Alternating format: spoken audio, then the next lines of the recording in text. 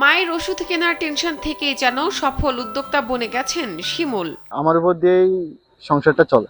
জুতার দোকানে মাসে 15,000 টাকা বেতনের চাকরি করে দিনে 350 টাকার ওষুধ কেনার জন্য টাকা পেতেন না তিনি। কফির কাপ হাতে নিতেই আজ তার প্রতিদিনের আয় অন্তত 3,500 টাকা। প্রতিদিন মনে করেন আব্বু আম্মুর পিছনে বা ফ্যামিলির পিছনে 370 টাকা বা 300 টাকার মতন ওষুধ লাগে। 3500 টাকা 4000 টাকা কফি বিক্রি করি প্রতিদিন। মাদ্রাসায় 8ম শ্রেণীতে পড়ার সময় অন্ধ হয়ে যান শিমুলের বাবা। তখন থেকে পরিবারের দায়িত্ব কাঁধে নিতে হয়। সেই থেকে পেটের ভাত আর বৃদ্ধ ও অসুস্থ মা বাবার চিকিৎসা খরচ মেটাতে দিনভর কাজ করে যাচ্ছেন তিনি। 8 পর্যন্ত পড়াশোনা করেছি মাদ্রাসার লাইফে। তারপরে পরপরে আব্বুর সমস্যাটা হলো, এজন্য মনে করেন মূলত এই ব্যবসাটা শুরু করি। শরীরে ঝুলে থাকা বিশেষ ব্যাগে কফি পাউডার, চিনি, কাপ ও ফ্লাক্স নিয়ে ঘুরে বেড়ান শিমুল।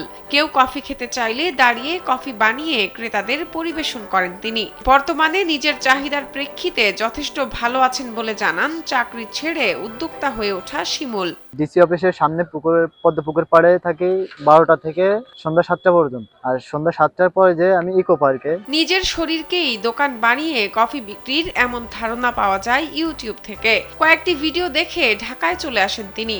একাধিক কফি বিক্রেতার কাছ থেকে বিস্তারিত জেনে ফিরে যান যশোরে। সংসারে আর কেউ নেই যে সে কাজ করে এনে আমাদের দিবে, এমন কেউ নেই। 7,200 টাকা পুঁজি নিয়ে শুরু করেন কফি বিক্রি।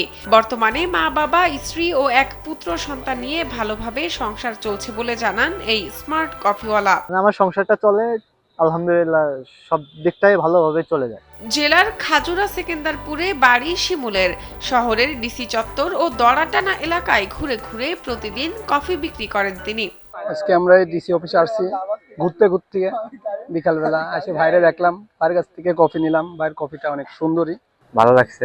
আর ভাইয়ের অনেক সবকিছু গুছানো ছিল, খুবই সুন্দর করে আর কি করছে। স্মার্ট কফি বিক্রেতা শিমুলের কফি স্বাদে যেমন ভালো, তেমনি দামেও সস্তা বলে মনে করেন তার ক্রেতারা। দামটা সেটা তুলনামূলকভাবে অনেকটাই চিপ, কারণ এরকম হাঁটতে হাঁটতে আমরা কোনো সময় কফি পাই না। তাকে দেখে একইভাবে কফি বিক্রিতে আরো অনেকে আগ্রহ দেখায় বলে জানান শিমুল।